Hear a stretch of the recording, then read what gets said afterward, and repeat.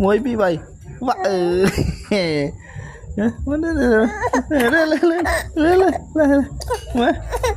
lên đây muối bị vậy vợ đâu đấy muối bị vậy vợ ấy vậy muối vậy Yum bà này chưa muối bị vậy ui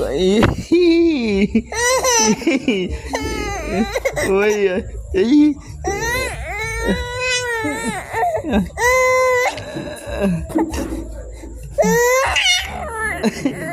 ui vậy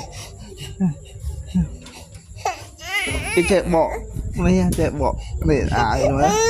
đã bán tiền gì tiền ai bán một vậy bán